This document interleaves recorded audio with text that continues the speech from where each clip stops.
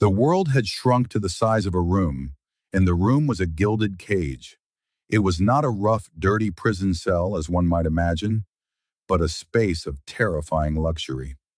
The air was cool and smelled faintly of sandalwood and money, a scent so clean it felt sterile. Thick, silver-gray carpet cushioned every step, swallowing sound whole.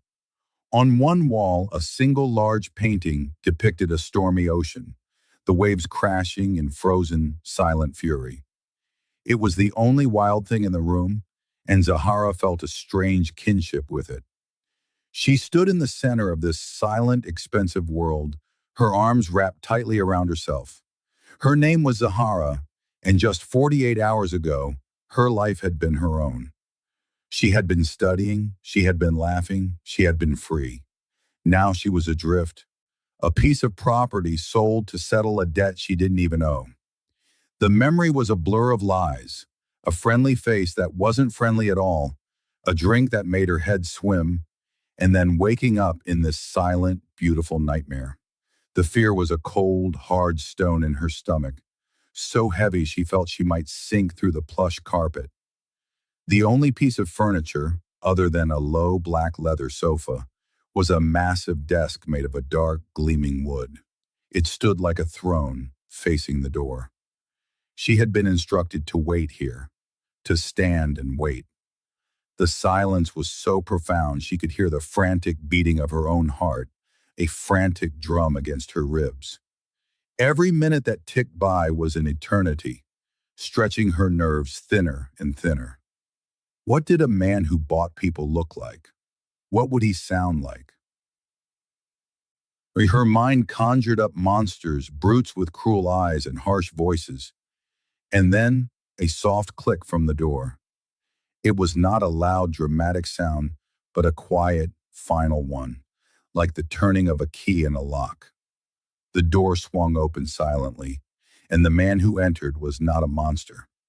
He was, in a way, more frightening because of it. He was tall and lean, dressed in a suit so impeccably black it seemed to absorb the light in the room. His hair was dark and perfectly styled, and his face was all sharp, clean lines. A strong jaw, a straight nose. But it was his eyes that held her frozen. They were dark, intense, and they moved over her with a calm, unnerving assessment, as if he were evaluating a piece of art he had just acquired. This was Ji-hoon. He did not speak at first. He simply closed the door behind him and walked towards the large desk, his footsteps making no sound on the greasy carpet. He moved with a quiet, controlled power, like a predator completely sure of its domain. He stopped behind the desk, not sitting, but resting his hands on its polished surface. The silence stretched, thick and heavy, until Zahara felt she might scream just to break it. Finally, his voice cut through the quiet. It was low, calm, and devoid of any warmth. "You were sold to me," he stated. The words were simple, factual, and they landed on her like physical blows. "The paperwork is complete. Your old life is a closed book." Zahara's breath hitched. She tried to speak, to protest, but her throat was sealed shut by fear. Ji-hoon's dark eyes remained fixed on her. He gave a command, his voice still chillingly even. "Now get naked and spread." The words hung in the air, vile and terrifying. They were meant to shatter her, to reduce her to an object, to establish his total power from this very first moment. For a heartbeat, she felt her limbs begin to tremble, a dizzying wave of nausea and horror threatening to pull her under. The cold stone of fear in her stomach turned to ice. This was it. This was the moment the monster revealed himself. But then something else stirred beneath the terror. A spark, a tiny defiant ember of the person she was. The person who laughed and fought and had dreams.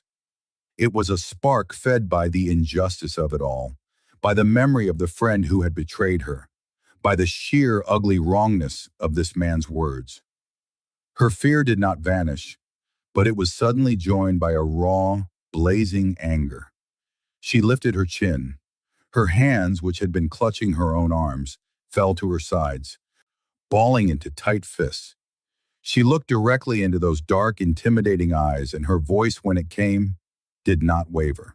It was clear and sharp, like the crack of ice. "No," she said. The single word seemed to echo in the soundless room. It was a small word, but in that space it was the loudest sound that had ever been made. Ji-hoon did not move a muscle, but a subtle shift occurred in the atmosphere. The absolute certainty in his posture flickered, just for an instant. No one had ever refused him. No one had ever dared. His command, which was always the final word, had been challenged. His gaze intensified, narrowing on her face, studying her now with a new, sharp curiosity. He was not looking at a piece of property anymore. He was looking at a person. He saw the fear in her eyes, it was plain to see, but he also saw the fire blazing behind it, a strength that refused to be broken. He had expected tears. He had expected pleading. He had expected a shattered spirit that would submit. He had not expected a queen standing in defiance in the middle of his own kingdom. Several more seconds of heavy silence passed. Zahara held her breath, her heart hammering so hard she was sure he could see it pounding against her chest. Was he going to force her? Was her defiance going to make everything worse? Then something entirely unexpected happened. Ji-hoon slowly straightened up. He did not smile. He did not apologize. But the terrifying tension in the room eased, just a fraction. Without another word, he turned and walked back toward the door. He paused with his hand on the knob and looked back at her over his shoulder, his expression unreadable. "Your refusal is noted," he said, his voice still calm, but the edge of command was gone, replaced by something thoughtful. "You will remain here. You will be safe." And then he was gone. The door clicked shut, leaving Zahara alone once more. The stone of fear in her stomach was still there, but it was now surrounded by the warm, thrumming buzz of adrenaline. She had faced him. She had said no, and the world had not ended. She stood there trembling, but with a new, fragile sense of power. The gilded cage was still a cage, but she had just proven that the bird inside was not yet broken. The game had changed, and she had no idea what the rules were, but for the first time since she was brought here, she felt a flicker of hope. Ji-hoon, the powerful man who owned everything in sight, was now curious, and curiosity was a far more interesting emotion than cruelty. The silence that settled after Ji-hoon's departure was different from the one that had preceded it. Before, the quiet had been heavy with dread, a suffocating blanket of the unknown. Now it was a buzzing, humming silence, charged with the aftershock of Zahara's defiance. She stood rooted to the same spot on the silver-gray carpet, her fists still clenched, her body thrumming with a strange cocktail of terror and triumph. He had left. He had not forced her. He had looked at her not with rage but with curiosity. It was a fragile thread of hope, but in the stark emptiness of her gilded prison, it felt as strong as a steel cable. Time lost all meaning. She didn't know if minutes or hours had passed when the door clicked open again. This time it was not Ji-hoon. A different man, older, with a solemn but not unkind face, entered carrying a large tray. He was dressed in a simple dark uniform, and he moved with a quiet efficiency that suggested he was used to being invisible. He did not look at her directly, but placed the tray on the low, black leather sofa. On it was a covered porcelain plate, a crystal glass of water, and a small bowl of fresh fruit, sliced strawberries and deep red raspberries that looked like jewels against the white ceramic. "For you," the man said, his voice a low murmur. He then placed a neat stack of folded clothes beside the tray, soft, dark linen pants and a simple, long-sleeved gray shirt. They were modest, comfortable, a world away from anything she might have feared. Without another word, he bowed his head slightly and retreated, the door locking softly behind him. Zahara stared at the food and clothes. Was this a trick? A way to lull her into a false sense of security before the real horror began. Her stomach, tight with anxiety, growled, betraying her. The scent of the warm food seeped from under the lid. Cautiously, she approached the sofa. She lifted the cover. It was a simple meal: steamed rice, grilled fish, and lightly seasoned vegetables. It was not the food of a prisoner being punished. It was a proper, respectful meal. Her hunger won over her suspicion. She sat on the edge of the sofa and ate, the flavors exploding on her tongue, reminding her of a normal life that felt a million miles away. The clothes were soft against her skin when she changed in the private bathroom adjoining the room. The simple act of wearing clean, her own clothes, of feeling the fabric on her arms, restored a tiny piece of her dignity. The cage was still a cage, but someone had just put in a soft perch and fresh water. She slept fitfully that night on the large, surprisingly comfortable sofa, her dreams filled with shifting shadows and piercing dark eyes. When she awoke, the room was still dark, but a sliver of gray light was beginning to edge around the heavy curtains. The tray from the previous night was gone, replaced with a new one holding breakfast: tea, toast, and a boiled egg. The quiet efficiency of it all was unnerving. She was being cared for, but by unseen hands. It was later that morning, as she was staring at the stormy ocean in the painting, trying to lose herself in the frozen waves, that the door opened again. Ji-hoon stood there. He was dressed more casually today in dark trousers and a simple black sweater, which made him seem less like a corporate titan and more like a man, though the power that radiated from him was undiminished. He did not enter fully, just stood at the threshold, his hands in his pockets. "The garden," he said, the words not quite a command, but not an invitation either. It was a statement of the next event. "Come." He turned and walked away, expecting her to follow. Zahara hesitated for only a moment. The thought of seeing something other than these four walls was a powerful lure. She stepped out of the room for the first time and into a wide, minimalist hallway. The floors were polished concrete, the walls a stark white. He led her down the hall and through a set of wide glass doors. The garden was a shock to the system. After the muted, soundless interior, it was a burst of life and color. It was a traditional Korean garden, meticulously maintained, with a winding path of smooth stepping stones, a small, tranquil pond filled with koi that flashed orange and white in the dappled light, and carefully pruned pine trees. The air was fresh and cool, filled with the scent of damp earth and blooming flowers she couldn't name. It was beautiful, serene, and completely at odds with the man who owned it. Ji-hoon walked slowly along the path, not looking back to see if she followed. Zahara trailed a few steps behind, her senses overwhelmed. They walked in silence for a while. The only sounds the crunch of their feet on gravel and the gentle trickle of water from a small stone fountain. "Why am I here?" Zahara finally asked, her voice sounding small in the vast quiet of the garden. Ji-hoon stopped, his back to her, looking at the koi circling in the pond. "You are a debt, a transaction. It is how things are done in my world." "I am not a thing," she said, her voice gaining strength from the open air. "My name is Zahara. I have a life. I was studying to be a teacher." He turned to look at her then, his expression unreadable. "A teacher," he repeated, as if testing the word. "There is no place for such a soft profession in my world." "And what is your world?" she challenged, emboldened. "Buying and selling people?" A flicker of something, annoyance, amusement, crossed his face.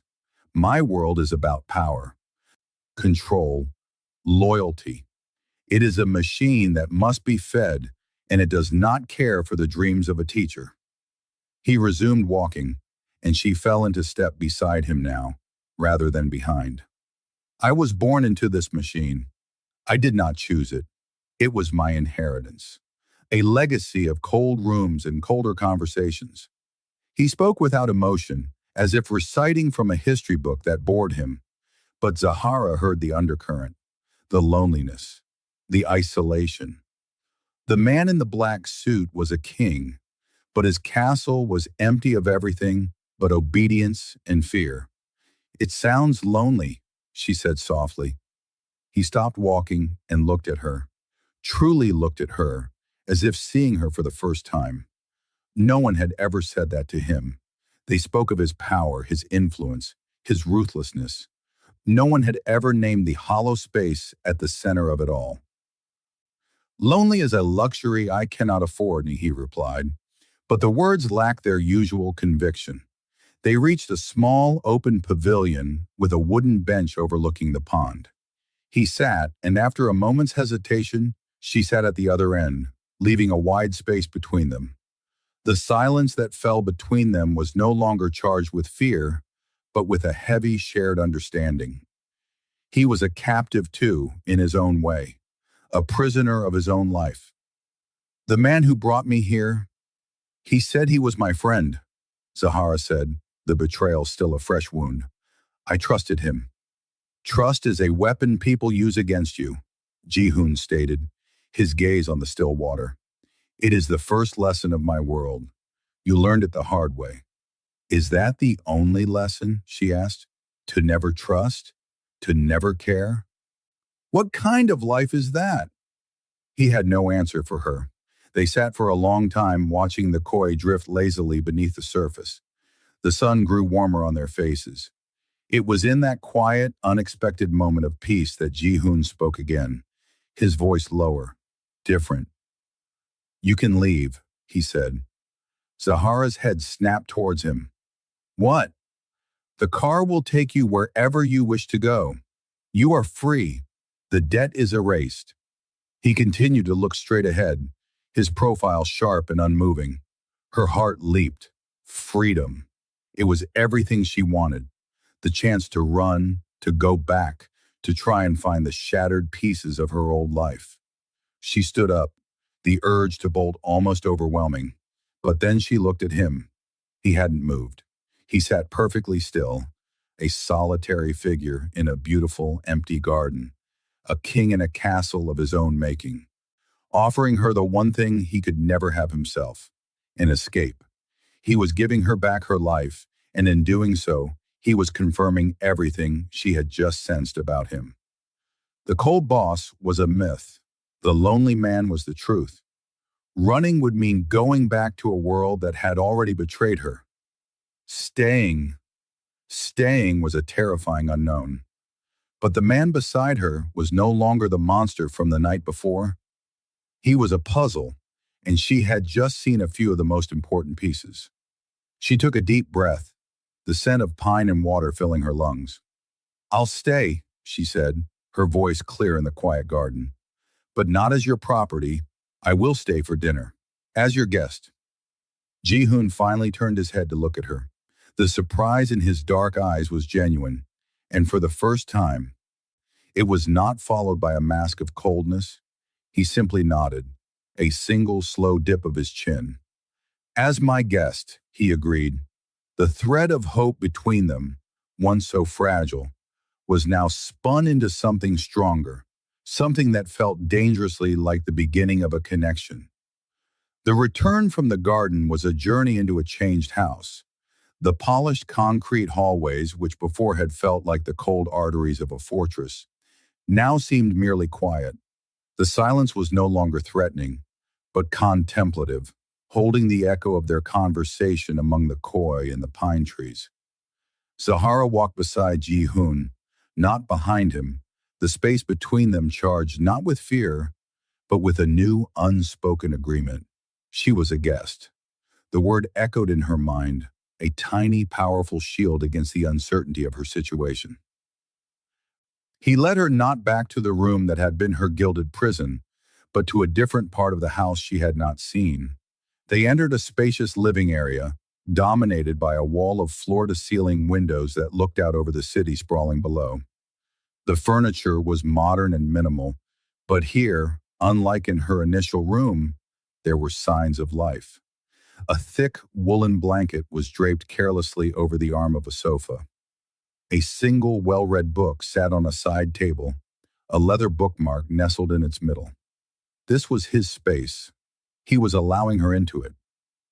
You will have your own room, Ji-hoon said, his voice still that low, measured tone. But the ice in it had thawed, leaving something neutral, almost cautious. He gestured to a doorway.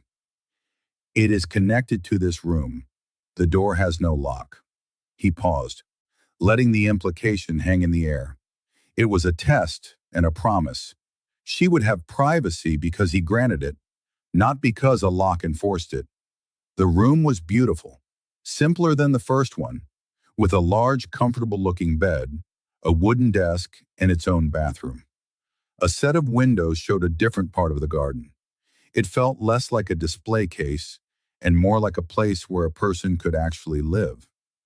Zahara ran her hand over the soft duvet on the bed, a wave of profound exhaustion washing over her. The emotional whiplash of the last 2 days, the terror, the defiance, the strange peace of the garden, had left her drained. She slept then, a deep, dreamless sleep that felt like sinking into a warm, dark sea. When she awoke, the light outside her window was the deep golden orange of late afternoon. For a moment, disorientation held her. Then the memories returned, not with a panic, but with a slow, steady thrum of reality. She was here, by choice. When she emerged from her room, she found Ji-hoon standing by the large windows, his back to her, watching the city begin to sparkle with evening lights. He had changed again, back into dark trousers and a simple, clean-lined shirt.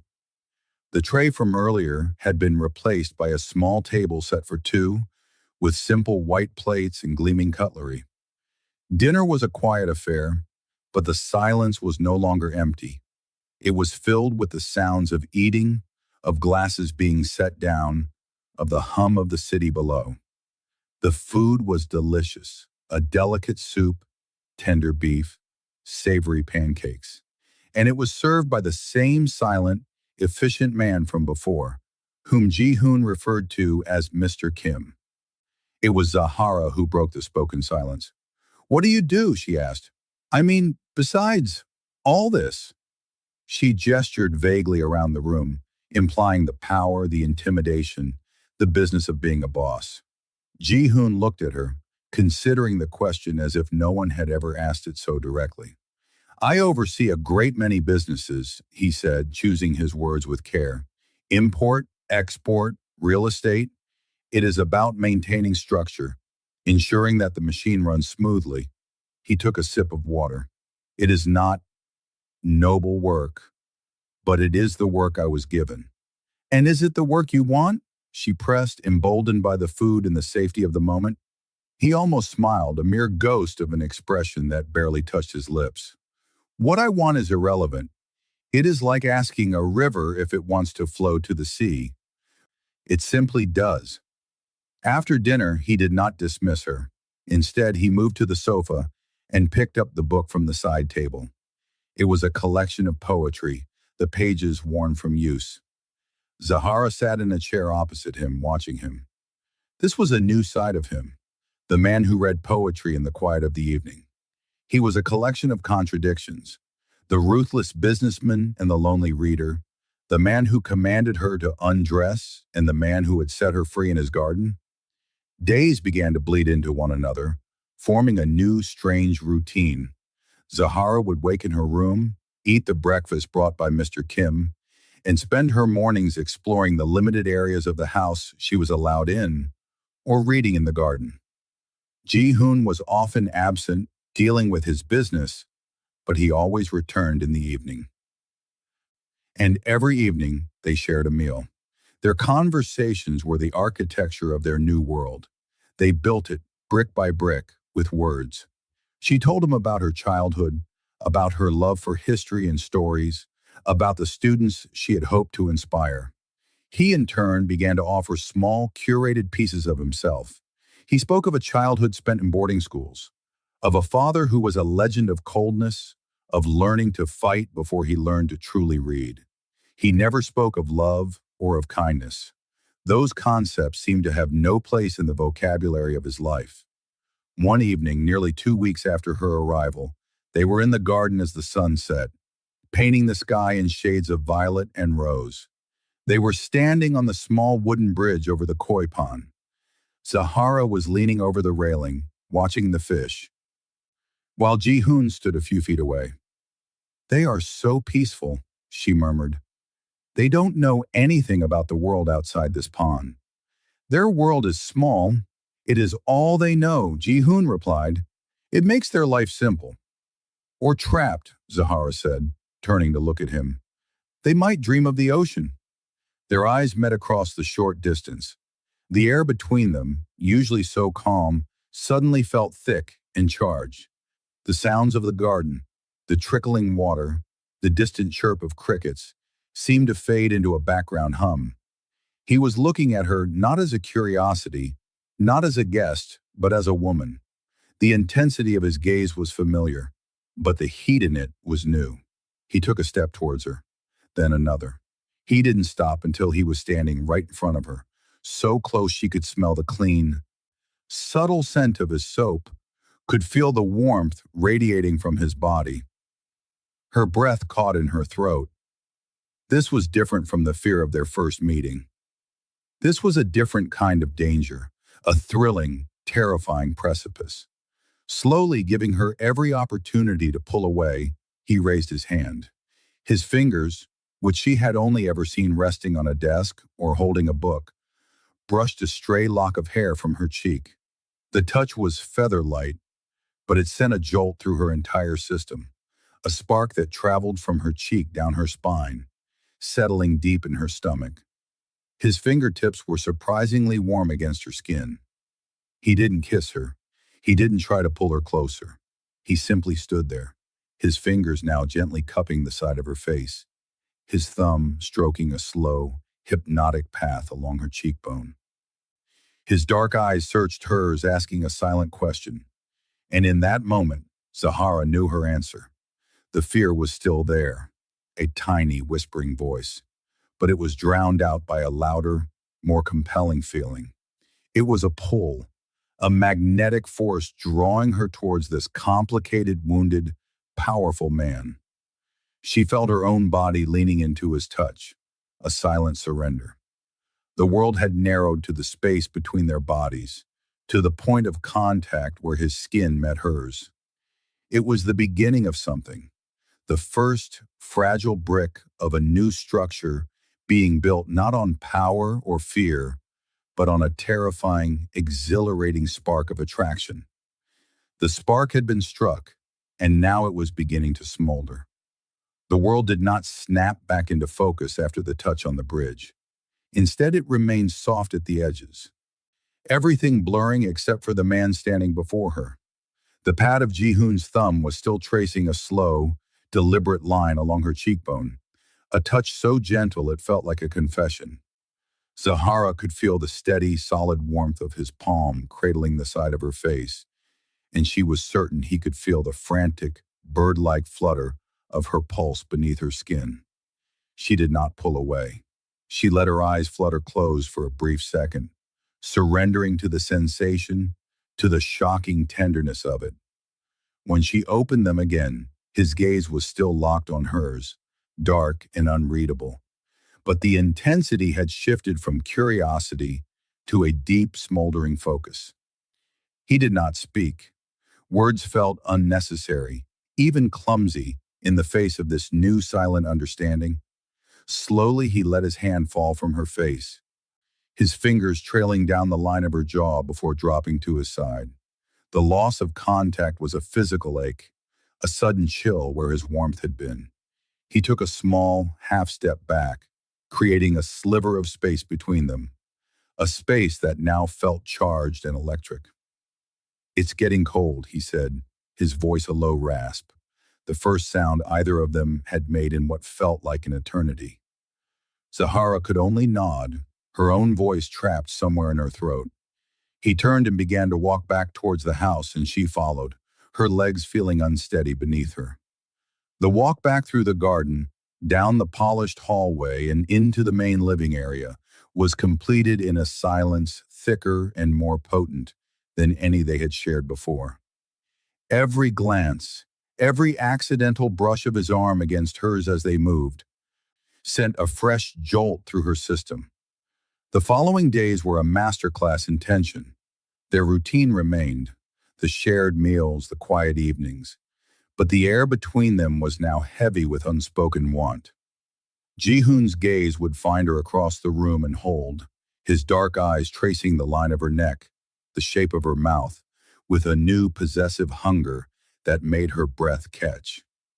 He began to find excuses for casual contact, a hand on the small of her back to guide her through a doorway, his fingers brushing against hers as he passed her a book. Each touch, however brief, was a brand, a promise of something more. Zahara found herself equally consumed. She would watch the way his hands, strong and capable, turned the pages of his book and wonder what they would feel like on other parts of her body. She memorized the curve of his smile, rare as it was, and the way his voice softened when he said her name. The initial fear had been entirely replaced by a thrilling, terrifying anticipation. She was no longer a captive in a gilded cage. She was a woman on the brink of a precipice, and she wanted nothing more than to jump. The breaking point came on a night when rain lashed against the large windows, sheeting down the glass and turning the city lights outside into a blurred watercolor of gold and white. They were on the sofa, each at their respective ends, but the distance between them felt negligible. He had been watching her for a long time, his book forgotten in his lap. "Zahara," he said, her name a quiet command in the hushed room. She looked up from her own book, her heart immediately beginning to hammer. "Yes?" He didn't answer with words. He simply held out his hand, palm up, an invitation. It was the most vulnerable she had ever seen him. The power was all in her hands now. She could refuse, and he would accept it. But refusal was the farthest thing from her mind. She placed her hand in his fingers closed around hers, warm and firm, and he gently pulled her to her feet. He led her not to her bedroom, but to his. It was a larger, more Spartan version of her own, dominated by a wide bed with black linens. The only light came from the city glow filtering through the rain-streaked windows, painting the room in stripes of silver and shadow. He turned to face her, still holding one of her hands. With his other, he reached up and cupped her face again, just as he had on the bridge. But this time there was no hesitation. "May I?" he asked, his voice rough with a restraint that was clearly costing him. This was it, the precipice. "Yes," she breathed, the word barely a whisper. He bent his head, and his lips met hers. The first kiss was not gentle. It was a collision, a release of all the pent-up tension of the past days. It was hungry and searching, a claiming and a surrender all at once. His arms wrapped around her, pulling her flush against the hard, unyielding line of his body. And she melted into him, her hands coming up to clutch at the fabric of his shirt. The world dissolved into sensation, the taste of him, the scent of his skin, the feel of his hands moving from her back to tangle in her hair. When they finally broke apart, both were breathing heavily. He rested his forehead against hers, his eyes closed. "You have no idea," he murmured, his voice thick. "What you do to me." Then his mouth was on hers again, but this time the kiss was slower, deeper, more explorative. It was a conversation without words, a language of lips and tongue and breath. His hands began to move, learning the geography of her. They slid under the hem of her shirt, his palms hot against the skin of her back, making her arch into him. He broke the kiss to trail his mouth along her jaw, down the column of her neck, nipping and soothing in a way that drew a soft, involuntary moan from her.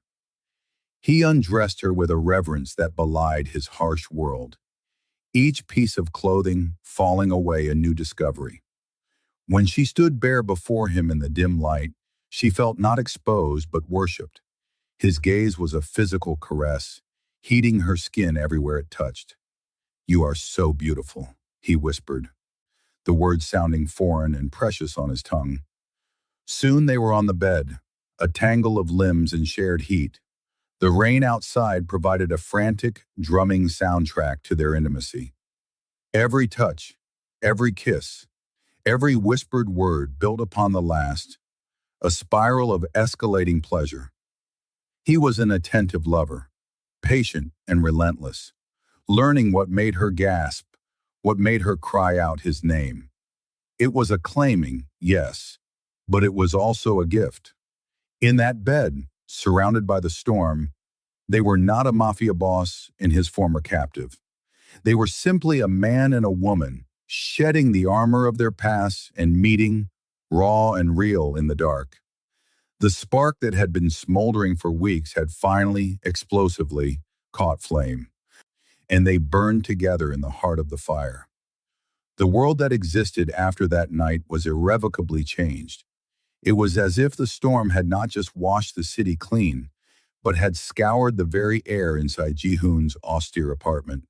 The silence that returned in the morning was a comfortable, shared one, filled with the memory of whispered secrets and tangled limbs. Waking up beside him, with the early morning light painting stripes across the dark sheets, felt less like a shock and more like a homecoming. Zahara would watch him sleep, the sharp, guarded lines of his face softened in repose, and a feeling of such fierce protectiveness would swell in her chest that it stole her breath. This was the man hidden beneath the boss, vulnerable, real, and now irrevocably hers. Their days settled into a new, deeper rhythm. The pretense of host and guest evaporated, replaced by an easy intimacy that felt as natural as breathing. They shared meals, their legs touching under the table. They read in the same room, her feet tucked under his thighs for warmth. He began to teach her the complex game of Yanggi, the Korean chess, and she, to his immense surprise and delight, beat him soundly on their third try. His laughter, a sound she now craved, would ring out, rich and unguarded. And it was in those moments that Zahara saw the boy he might have been, had his life been different. But his life was not different, and the shadow of his world was a constant, low hum in the background. Mr. Kim, the ever-present assistant, would sometimes appear with a hushed message, and Ji-hoon's face would harden back into its mask of impassive control before he left to deal with business she knew better than to ask about. He never spoke of it upon his return, but she could see the tension in his shoulders, the slight tightening around his eyes. She learned to read his silences, and she learned how to soothe them. Not with questions, but with the simple, steady presence of her love. She would simply sit beside him, her head on his shoulder, her hand in his, until the rigid line of his spine finally relaxed. This fragile peace, however, was built on a fault line, and the earthquake came without warning. It began with a car, a sleek black sedan that seemed to linger too long near the building's entrance. Then a series of hang-up calls to a private line only a handful of people knew. Ji-hoon's security, usually invisible, became a palpable presence, their alertness tightening the air in the apartment. He stopped taking her to the garden, and the view from the magnificent windows suddenly felt less like a panorama and more like a potential sniper's sightline. One evening he came to her, his expression grim. "There is a man," he said, his voice stripped of all warmth. "A rival. He believes he can hurt me by hurting you. He has made threats." The cold stone of fear, dormant for so long, returned to Zahara's stomach. "What are you going to do?" "I am sending you away," he stated, his tone leaving no room for argument. "There is a safe house. You will be protected there until this is over." It was the old Ji-hoon speaking, the boss who gave commands and expected obedience. He was trying to wall her out, to protect her by pushing her away. But Zahara was no longer the frightened girl in the gilded room. She was the woman who had stood with him in the storm, who had seen his soul. "No," she said, her voice quiet but steel-edged. His eyes flashed with impatience. "Zahara, this is not a game. These men are dangerous. I know they are, she countered, stepping closer to him, her gaze unwavering. And I know you. You think you have to face this alone. You think sending me away is keeping me safe, but it's just leaving you alone. I am not leaving you, Ji-hoon. It is too risky, he snapped, a rare crack in his composure, born of sheer terror for her safety. My place is with you, she said, her hand coming up to rest on his chest, over the frantic beating of his heart. We face this together. That is what love means. It doesn't mean hiding from the storm. It means standing together in the rain. He stared at her, the argument dying on his lips. He saw the absolute conviction in her eyes, the same fierce strength that had made him curious about her in the first place, now refined and directed at protecting him. He had spent his entire life building walls, and this woman had not just scaled them. She was insisting on standing guard atop them with him. A profound shift occurred within him. The need to control everything, to be the solitary fortress, finally broke under the weight of her love. He did not send her away. Instead, they became partners. Using her sharp mind and knowledge of history and strategy, she helped him analyze the rival's patterns, finding a weakness in his operations that Ji-hoon's more direct, brutal approach had overlooked. It was a simple thing, an emotional attachment the rival had foolishly kept hidden. Ji-hoon, using his power and influence, applied pressure not with violence, but with a devastating precision to that single, hidden weakness. The rival, crippled and outmaneuvered, was forced to capitulate and withdraw his threat, his organization crumbling from within. The victory was absolute, and it was achieved not through fear, but through a smarter, more cunning strategy, a strategy born from their union. In the quiet that followed the victory, Ji-hoon took Zahara back to the garden. It was spring now, and the cherry trees were in full, glorious bloom, a cascade of pale pink petals that drifted through the air like scented snow. They stood on the same bridge where he had first touched her face, the koi swimming lazily below, their world once again serene. But this time Ji-hoon did not just stand beside her. He turned to her, taking both of her hands in his. His dark eyes, usually so guarded, were wide open, filled with a vulnerability and love that made her heart ache. Zahara, he began, his voice thick with emotion. You were brought to me as a transaction, a piece of property. But from the moment you said no, you began to dismantle my entire world. You saw the man behind the power, and you were not afraid. You saw the loneliness, and you filled it. You faced my demons, and you stood by my side. He took a deep breath, his grip on her hands tightening. You did not just save me from a rival. You saved me from myself. You are not my captive. You are my redemption. He released one of her hands and reached into his pocket, sinking slowly to one knee on the wooden planks of the bridge. In his palm lay a simple, breathtaking ring, a single brilliant diamond set on a band of woven gold. My life was a closed book of darkness until you became its light, he said, his gaze locked on hers. I cannot promise you a normal life, but I can promise you every piece of my heart, my loyalty, and my soul for all the days of my life. Zahara, will you do me the incredible honor of becoming my wife? Will you stay with me, not as my guest, but as my partner, my equal, my forever? Tears streamed freely down Zahara's face, catching the light and the pink petals drifting on the breeze. There was no hesitation. There was only a future, bright and boundless, stretching out before them. Yes, she whispered, her voice cracking with joy. Yes, Ji-hoon, 1,000 times. Yes. He slid the ring onto her finger, a perfect fit, a seal on their promise. As he rose and pulled her into his arms, kissing her with a tenderness that held the weight of all their past and the promise of all their future. The last of the walls around his heart crumbled to dust, replaced by a love that was stronger than any threat. deeper than any fear. The captive and the boss were gone, leaving only Zahara and Jihoon, two souls who had found their way home in each other's arms, their forever story just beginning. If you were swept away by Zahara and Jihoon's journey from a terrifying beginning to a passionate and forever love, there are so many more stories like theirs waiting for you. To make sure you never miss a new tale of romance, adventure, and heart-stopping connection, be sure to subscribe to the channel. Your next favorite story is just a click away.